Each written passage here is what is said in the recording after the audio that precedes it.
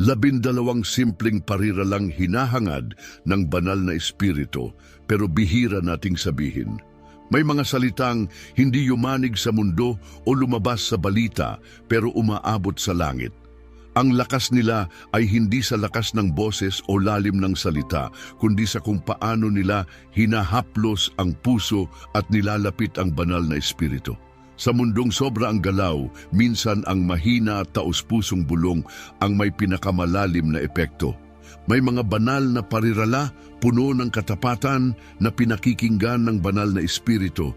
Hindi siya naaantig sa palabas, naakit siya sa uhaw, at ang uhaw ay may tunog.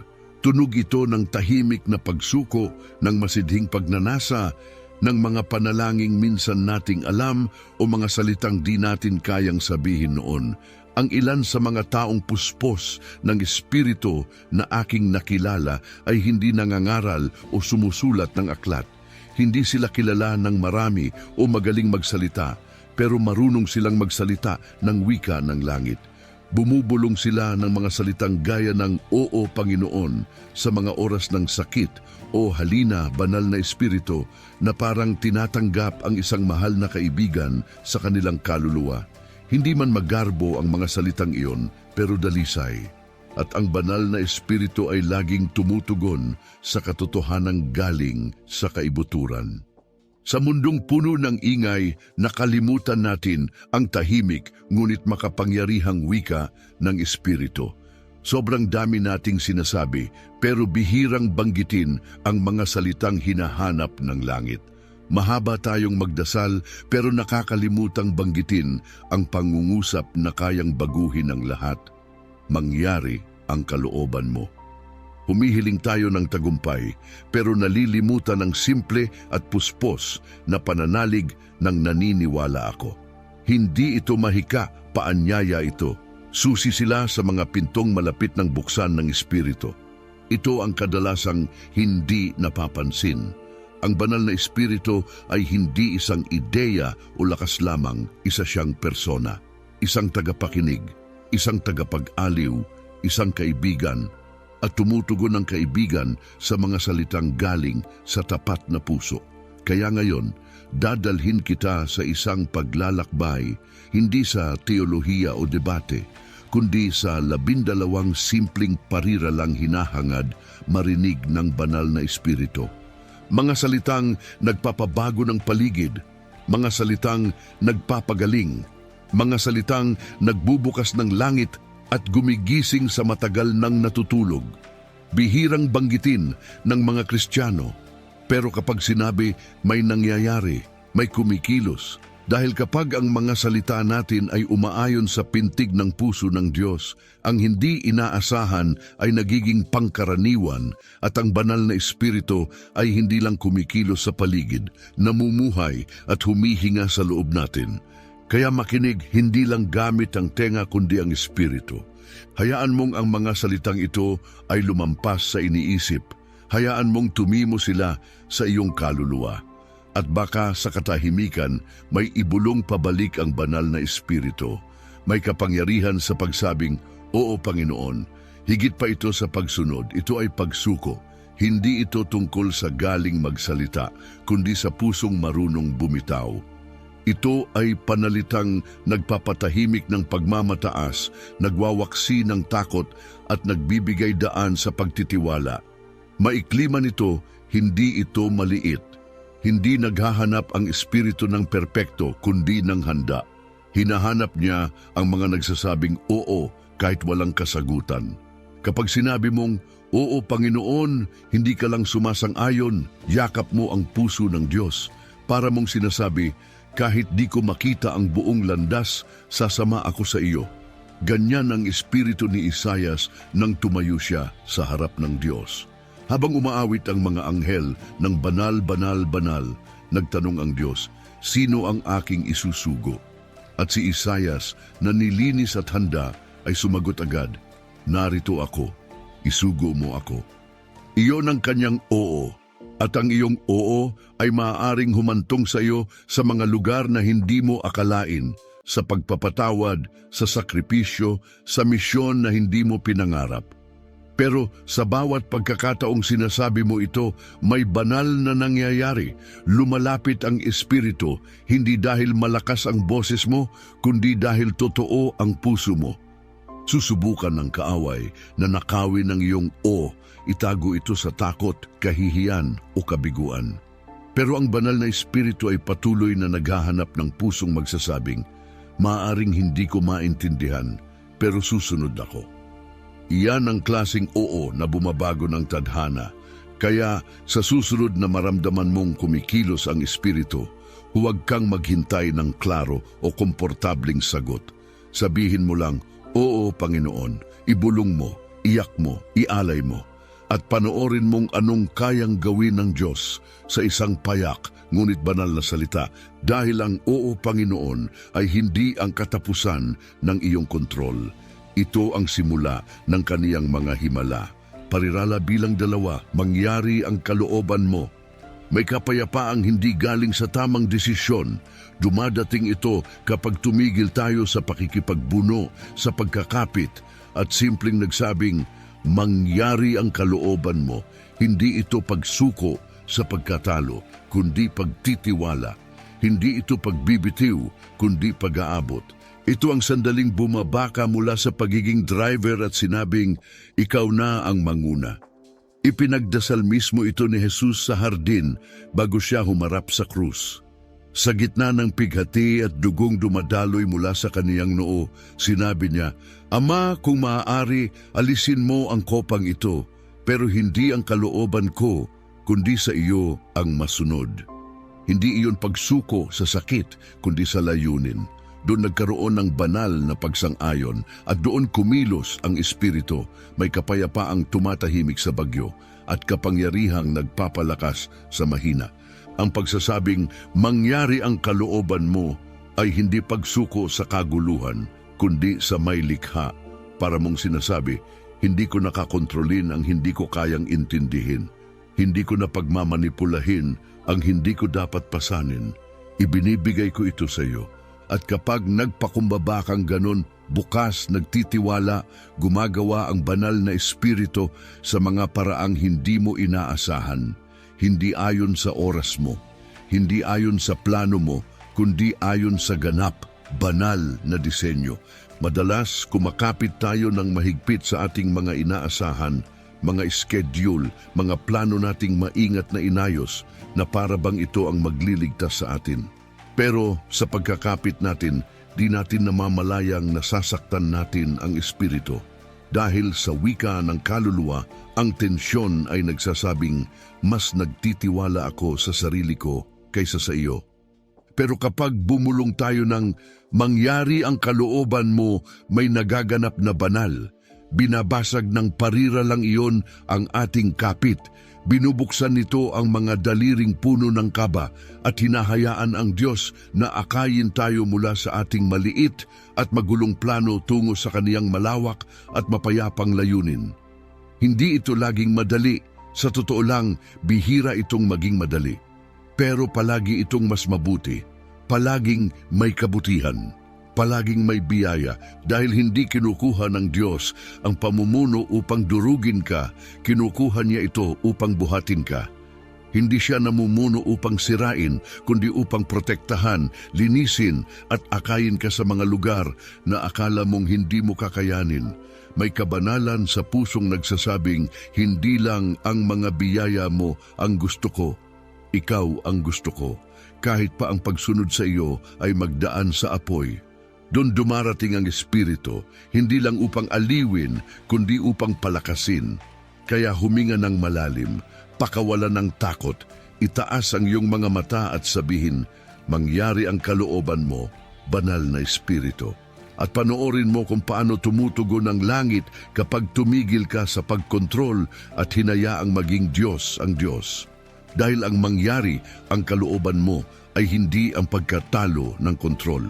Ito ang katapusan ng takot at simula ng tunay na kalayaan. Parirala bilang 3, tiwala ako sa iyo. Minsan ang pinakapanalangin salita ay hindi isinisigaw mula sa entablado o bahagi ng sermon. Minsan binibigkas ito sa gitna ng luha sa isang boses na nanginginig sa pagsuko, tiwala ako sa iyo. Ito ang sandaling gusto mong ayusin, labanan o takbuhan ang lahat, pero pinili mong huminto, huminga at mamili ng pananampalataya. At kapag narinig ng banal na espiritu ang pananampalatayang bumabangon mula sa isang nanginginig na puso, siya ay lumalapit. Ang pagtitiwala ay hindi nangangahulugang alam mo ang lahat ng sagot, kundi pinipili mong maniwala sa isa na may alam ng lahat. Hindi hinihingi ng espiritu na makita mo ang buong plano. Tanging tanong niya, maniniwala ka pa rin ba na mabuti ang Diyos kahit hindi mo malinaw ang direksyon? Sabi sa Kawikaan 3:5, magtiwala ka sa Panginoon ng buong puso at huwag kang mananalig sa sariling karunungan. Hindi ito mungkahi, paanyaya ito. At sa bawat pagsabi mong, tiwala ako sa iyo, tinatanggap mo ang paanyayang yon ng buong puso. Mahal ng banal na espiritu ang pagtitiwala dahil ang pagtitiwala ay nagbibigay ng puwang. Pinatitigil nito ang pagpapagod. Pinatatahimik ang pusong laging gustong umayos ng lahat. Isinasantabi ang lohika at binubuksan ang pinto para sa gabay ng Diyos. Tumitigil ka sa paglikha ng kapayapaan at hinahayaan mong siya ang maging kapayapaan mo. Hindi sumisigaw ang tinig ng Diyos sa gitna ng gulo. Dumarating ito sa katahimikan at ang pagtitiwala ang susi sa katahimikang iyon. Isipin mo si Abraham. Sinabi sa kanya ng Diyos na lisanin ang kanyang tahanan, ang lupain, ang lahat ng pamilyar at pumunta sa isang lugar na ituturo pa lamang. Walang mapa, walang detalyadong plano. Basta't umalis ka at sumunod si Abraham. Ganyan ang hitsura ng pagtitiwala. Hindi ito bulag, ito'y matapang. Hindi ito walang ginagawa, ito'y puspos ng buhay dahil ang tunay na pagtitiwala ay patuloy na lumalakad kahit hindi matatag ang daan. Baka ganyan ka ngayon, walang malinaw sa paligid, nagsasara ang mga pinto, umaalis ang mga tao, parang hindi sinasagot ang mga panalangin. Pero heto ang katotohanan, hindi ka iniwan ng Espiritu. Patuloy siyang bumubulong, may tiwala ka ba sa akin? At kapag sumagot ka, kahit mahina lang na, tiwala ako sa iyo, may nagbabago. Lumuluwag ang bigat, nag-iiba ang paligid dahil maaring hindi alisin ng tiwala ang bagyo, pero iniuugat nito ang kaluluwa mo sa isa na kayang lumakad sa ibabaw ng tubig. Hindi mo kailangang alamin ang lahat. Hindi mo kailangang kontrolin ang resulta. Ang kailangan mo lang ay ang banal at simpleng pagpapahayag. Tiwala ako sa iyo. At kapag nagtiwala ka sa Espiritu, hindi kanya kailanman pababayaan. Akayin kanya hakbang sa bawat hakbang hanggang makarating ka sa tahanan. Parirala bilang 4, magsalita ka, Panginoon. Hindi tayo nilikha upang mabuhay sa mga alingaw-ngaw lamang. Pero maraming mananampalataya ang umaasa sa mga salitang galing sa iba. Inuulit na mensahe, hiram na paniniwala, kwento ng Diyos sa buhay ng ibang tao. Pero ang banal na espiritu ay hindi ideya lamang. Siya ay personal, tagapayo mo, tinig ng karunungan, hininga ng katotohanan. At oo, nagsasalita pa rin siya. Ang tanong ay, tayo ba'y marunong pang magsabi ng, magsalita ka, Panginoon? Sa unang Samuel, Kabanata 3, may batang si Samuel na nakarinig ng tinig sa dilim. Hindi niya alam na ang Diyos iyon. Akala niya si Eli ang tumatawag, pero matapos turuan, nagbago ang tugon niya. Tumigil siya sa paghula, tumigil sa pag-aakala, at buong puso niyang sinabi, magsalita ka, Panginoon, nakikinig ang iyong lingkod. At sa sandaling iyon, nagbago ang lahat. Nagising ang kaniyang tadhana, ipinanganak ang isang propeta dahil lang sa isang pangungusap. Ang magsalita ka, Panginoon, ay hindi utos kundi ayos ng puso. Hindi ito tungkol sa pagsasalita, ito'y tungkol sa pakikinig. Ito ay pagpapakumbabang, nagsasabing, hindi ako nandito para magpakitang gilas. Nandito ako para tumanggap. At kapag nakatagpo ang espiritu ng pusong ganyan, siya'y nagsasalita, ginagabayan niya. Ipinapahayag niya ang mga bagay na walang aklat o sermon ang kayang ipakita. Pero hindi siya namimilit sa gitna ng ingay. Naghihintay siya ng paanyaya. Madalas, ang tahimik na oras natin ay puno ng ating boses. Sumusamba tayo, nagmamakaawa, inuulit-ulit ang ating mga kahilingan. At may kagandahan naman sa ganito. Pero minsan, ang tunay na hinahanap ng Espiritu ay puwang. Isang paghinto, isang banal na katahimikan, isang pusong dumarampi at bumubulong. Mas mahalaga ang iyong salita kaysa sa akin. Yan ang tunay na kahulugan ng magsalita ka, Panginoon. At huwag mong hayaang lukuhin ka ng kaaway. Huwag kang maniwala sa bulong na nagsasabing, hindi magsasalita ang Diyos sa iyo. Sinabi ni Jesus, naririnig ng aking mga tupa ang aking tinig. Ibig sabihin, kasama ka roon. Maaaring hindi mo marinig ang tinig na parang boses ng tao, pero nagsasalita ang Espiritu sa pamamagitan ng kasulatan, sa tahimik na impresyon, sa mga udyok ng kapayapaang tumitimo sa kaluluwa. At habang mas madalas mong sinasabing, magsalita ka Panginoon, mas malinaw mong makikilala ang kaniyang tinig kapag siya'y nagsalita. Ang banal na Espiritu ay hindi malayo o madamot. Hindi siya pipi, pero siya'y banayad. Hindi siya biglang dumadagsa, naghihintay siya. At kapag tumigil tayo ng sapat na sandali para sabihing, magsalita ka Panginoon, para bang umaayon ang ating puso sa dalas ng langit. Kaya kung nananabik ka sa kaliwanagan uhaw sa salita ng Diyos o pagod sa kakaisip mag-isa, subukan mong ito muna. Ibulong mo ng marahan, magsalita ka Panginoon. At pagkatapos, manahimik, makinig lang. Dahil sa isang banal na sandali ng katahimikan, mas marami siyang kayang sabihin kaysa sa libong sermon. Ang simpleng pariralang iyon ay hindi lang nagbubukas ng pandinig mo, binubuksan nito ang iyong tadhana. Parirala bilang 5, patawarin mo ako. May mga sandali na ang pinakamalakas mong magagawa ay hindi ang itaas ang kamay, kundi ang yumuko ang puso. At sa ganitong pagsuko, walang salita ang mas makapangyarihan, mas maganda o mas nagpapagaling kaysa sa dalawang ito. Patawarin mo ako. Maaring tila maliit ito, pero kapag bumulong ka nito sa harap ng banal na Espiritu, bumubukas ang bukal ng awa na walang makapipigil. Masyado na nating ginawang formal ang pagsisisi, mabilis, malamig, minamadali. Pero ang tunay na pagsisisi ay hindi isang ritual, ito'y pagpapanumbalik ng ugnayan.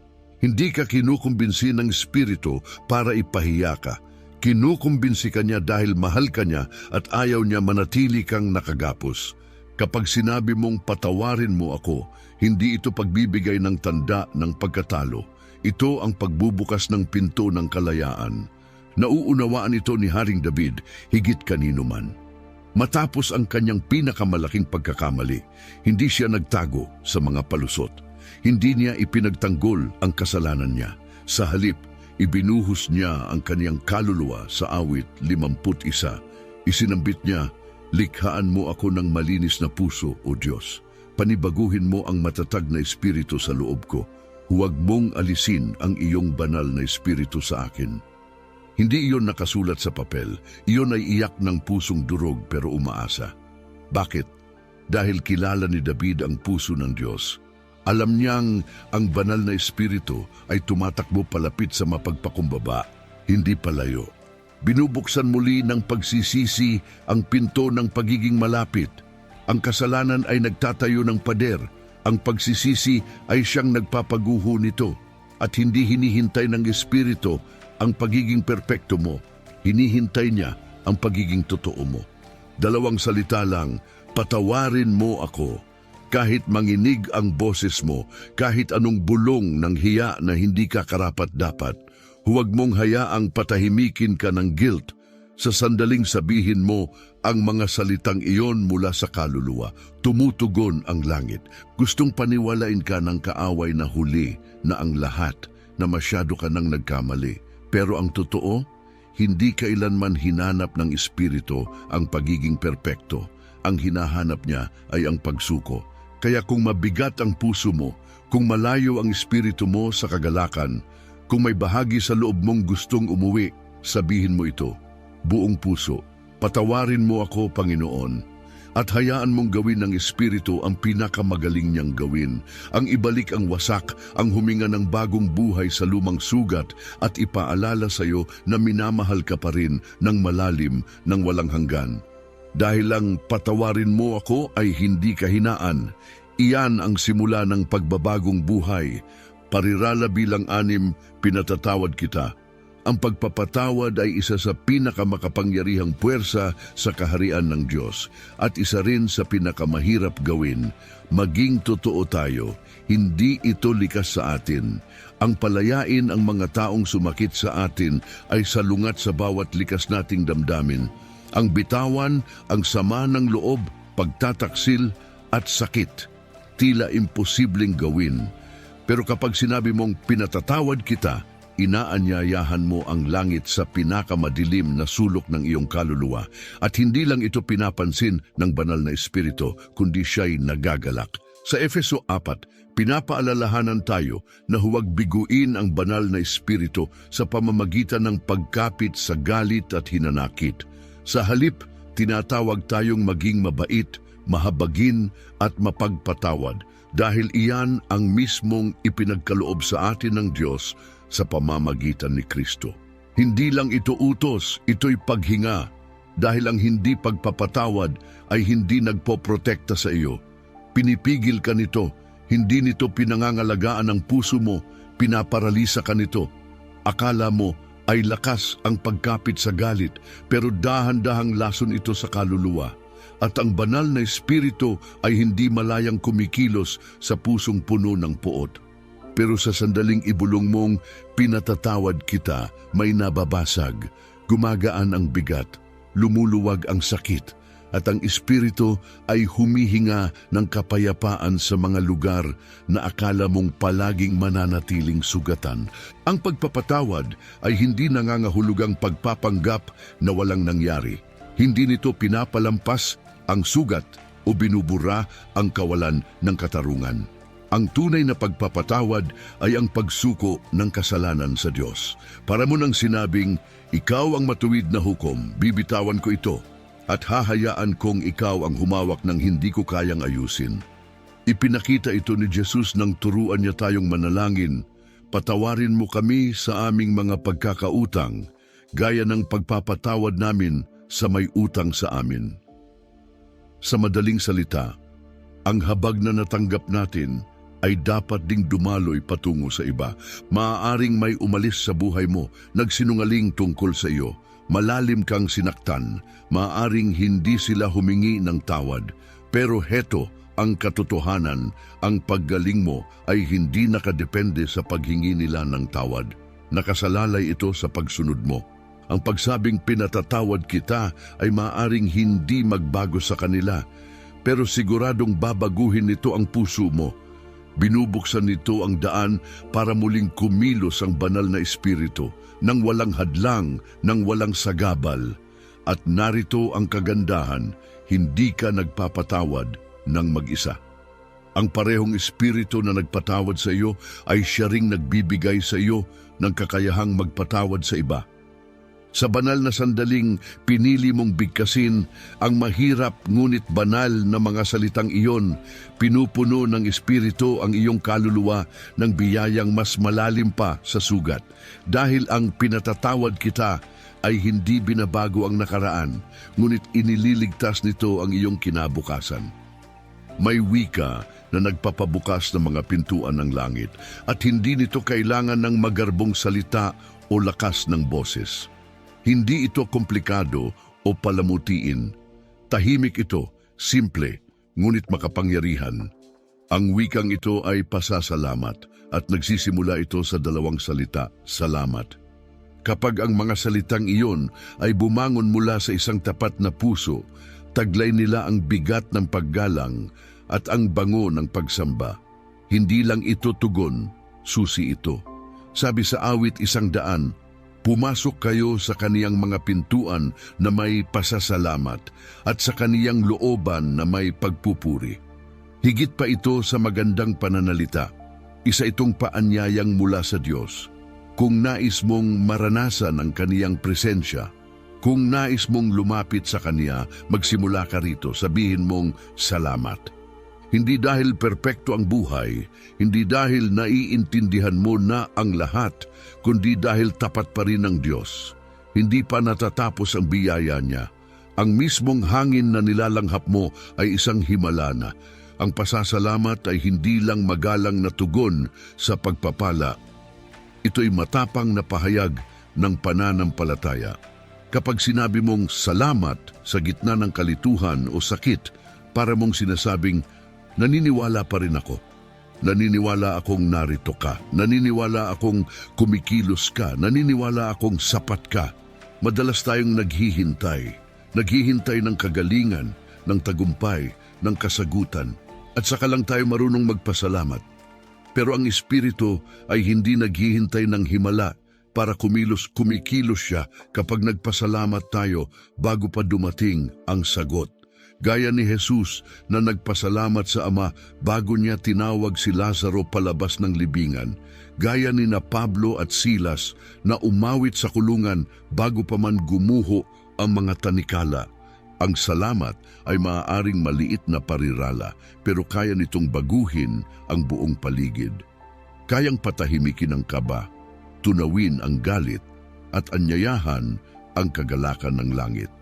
At kung saan may kagalakan, naroon ang tahanan ng banal na Espiritu. Doon siya nananahan.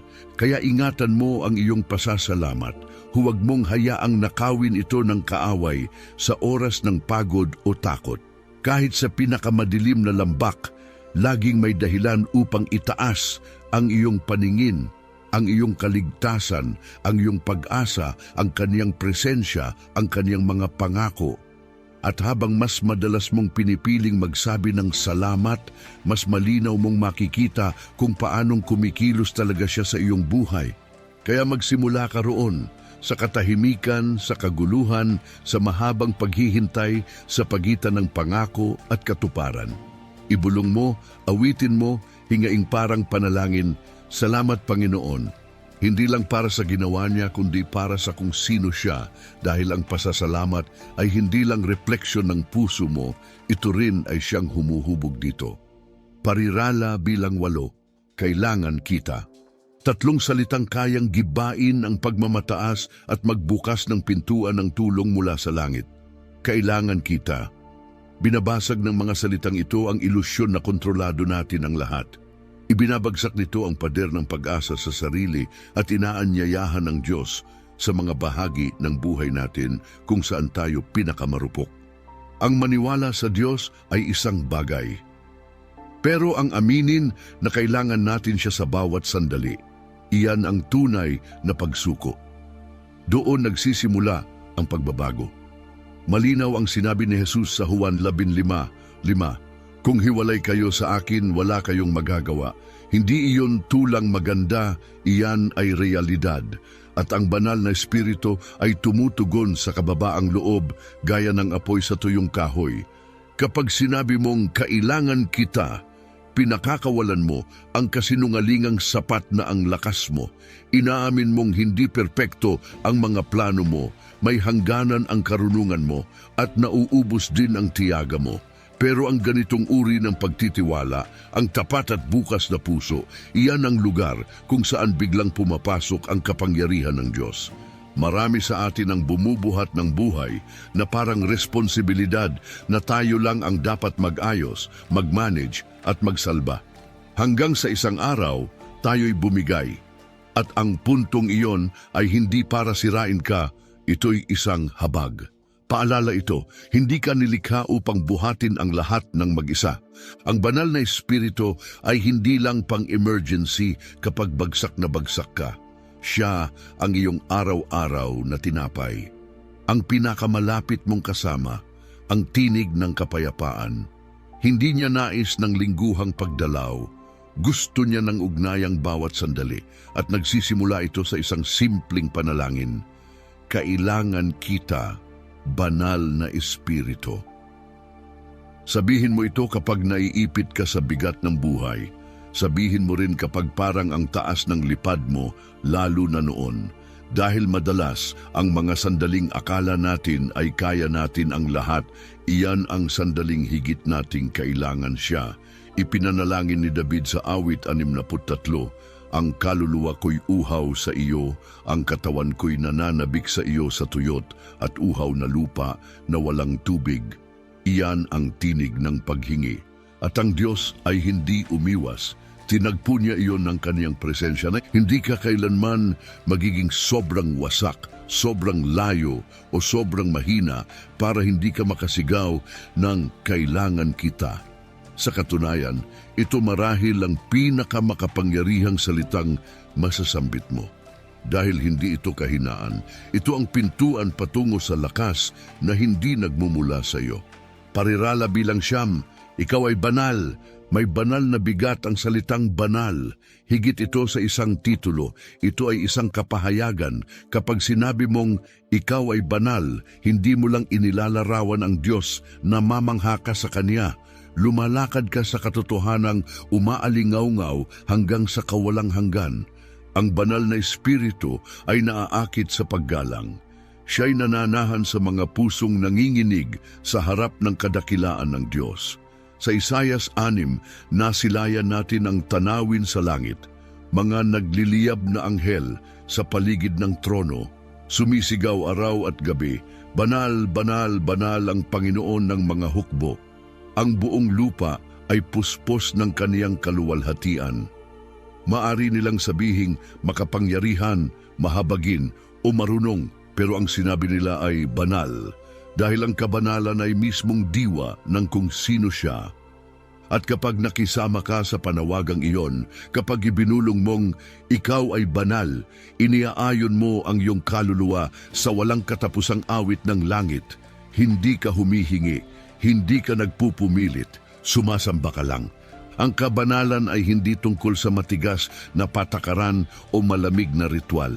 Hindi ito malayo o matigas, ito'y nagniningning. Ito'y maganda. Ito ang bigat ng kaluwalhatian ng Diyos na dumadampi at bumabago sa lahat ng mahawakan nito. Ang Espiritu ng Diyos ay naaakit sa tunog na iyon, sa pusong tumitigil, yumuyuko at itinatampok ang pangalan ng banal. Kaya sabihin mo ito ng dahan-dahan. Sabihin mo ito ng may paghanga, ikaw ay banal. At hayaang sumama ang puso mo sa pagsambang walang wakas. May isang kabanalang nangyayari sa sandaling ibulong mo ang ikaw ay banal. Ang tatlong salitang iyon ay hindi lang puno ng paggalang, sila ay nagsisimulang humubog sa iyo mula sa loob. Dahil kapag kinilala mo ang kaniyang kabanalan, nagsisimulang sumalamin dito ang iyong sariling puso. Ang banal na espiritu ay hindi lang nananahan sa pahayag na iyon. Tumutugon siya sa pamamagitan ng paghihiwalay sa iyo, ng muling pagpapalambot sa iyong puso, ng pagbibigay kamalayan kung ano ang kalugod-lugod sa Kaniya at kung ano ang sumasakit sa Kaniyang puso. Madalas, nagmamadali tayong pumasok sa panalangin, dala ang mahahabang listahan at mabibigat na puso. May dala tayong alalahanin, mga tanong at pangangailangan. At nakikinig siya. Pero minsan, ang pinakamakapangyarihang panalangin ay hindi kahilingan. Minsan, ang pinakamahalagang salita ay ito lang, ikaw ay banal. Hayaang iyon ang maging panalangin. Hayaang iyon ang bumalot sa paligid. At panoorin mo kung paano ang banal na espiritu ay hindi lang magdadala ng pakiramdam, kundi ng pagbabagong anyo. Ang pagsamba ay hindi lang tungkol sa musika o liriko. Ito ay pagkilala.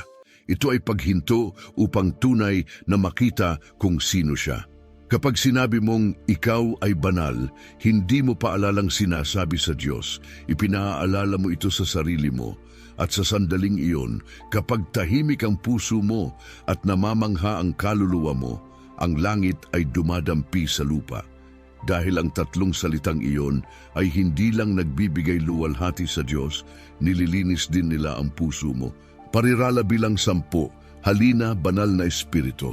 Sa lahat ng paanyayang maaari mong sambitin, iilan lang ang kasing makapangyarihan ng mga salitang ito, halina banal na espiritu. Simple sila, banal. At kapag sinabi mula sa isang tapat na puso, binubuksan nila ang pintuan ng langit. Ang Espiritu ng Diyos ay hindi kailanman mapilit. Hindi siya pumapasok ng walang imbitasyon. Kumikilos siya kung saan siya tinatanggap, kung saan may pusong naghahanda ng lugar para sa Kanya. Kaya napakahalaga ng paanyayang ito. Hindi ito tungkol sa palabas o relihiyosong ritual. Ito ay tungkol sa relasyon. Para mo nang sinasabing, gusto kita rito, hindi lang sa linggo, hindi lang sa oras ng sakuna, kundi rito sa puso ko, sa pang-araw-araw kong buhay. Sa aklat ng Gawa, nakita natin kung paano ito nangyari. Nagtipon ang mga alagad, hindi para aliwin ang isa't isa, hindi para magplano, kundi para maghintay, manalangin, umangkas sa pananabik. At bigla, dumating ang banal na espiritu na parang malakas na hangin. May mga dilang apoy at lakas ng loob na yumanig sa buong mundo. Hindi dumating ang pagbuhos ng espiritu sa perpektong kondisyon. Dumating ito sa gutom. At ang gutom ay laging may tinig. Minsan akala natin kailangan natin ng tamang kanta, ilaw o damdamin. Pero ang espiritu ay hindi tumutugon sa setup, tumutugon siya sa pagsuko. Kahit nakaupo ka lang sa katahimikan o nasa gitna ng kaguluhan, kapag ibinulong mong halina, banal na espiritu, lumikha ka ng banal na lupa. At hindi ito tungkol sa paghahanap ng damdamin. Ito ay paanyaya sa isang persona, ang isa na nagdadala ng kapayapaan, kagalingan, karunungan, paninindigan at kaaliwan. Kapag dumating siya, hindi lang siya dumadaan. Pinupuno niya, naninirahan siya, nanatili siya. Kaya sabihin mo ito kapag tuyong-tuyo ang puso mo. Sabihin mo ito kapag parang lumulubog ka. Sabihin mo ito kapag wala ka ng masabi. Sabihin mo ito kapag puno ka ng kagalakan. Sabihin mo ito kapag durog ka. Halina, banal na espiritu. At pagkatapos, huminto, huminga, makinig, maghintay. Maaaring hindi siya dumating na may kulog. Maaaring walang apoy mula sa langit. Pero darating siya. May kapangyarihan, may pag-ibig, may bagay na hindi mo alam na kailangan mo. Dahil ang panalitang iyon ay hindi lang tungkol sa isang sandali, ito'y sigaw para sa mas marami pa ng Diyos mismo. Parirala bilang 11, naniniwala ako. Hindi palaging malakas ang tinig ng pananampalataya.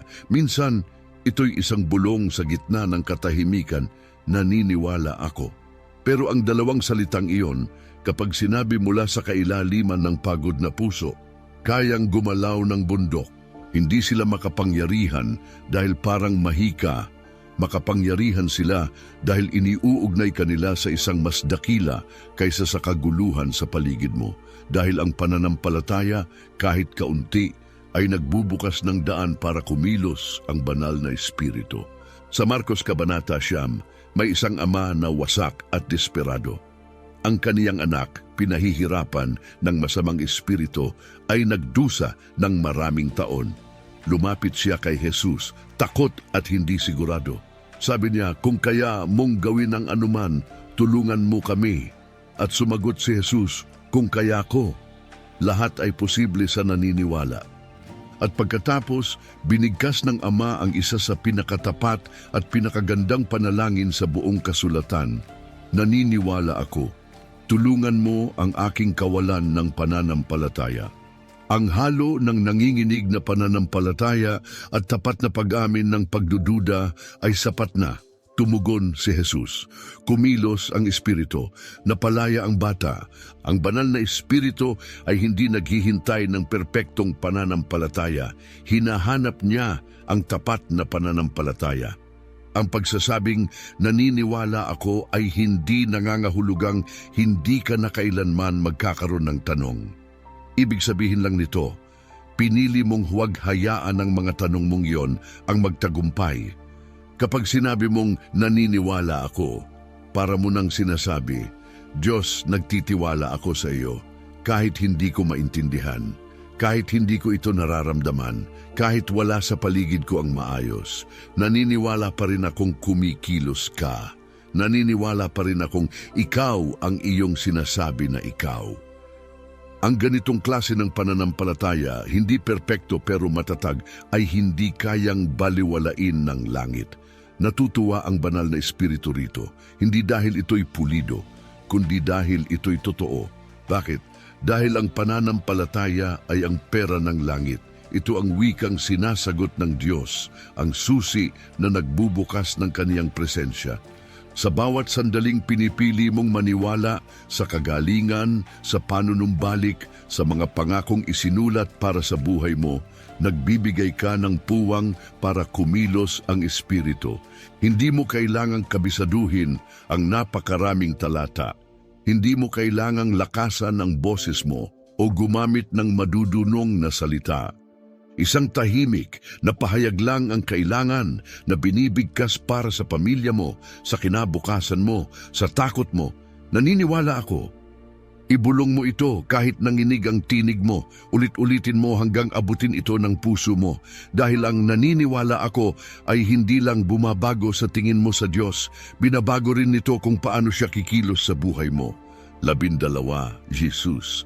Sa lahat ng pangalang na ipahayag sa anumang wika, wala nang mas may bigat, mas kahanga-hanga at mas may kapangyarihan kaysa sa isang ito, Jesus.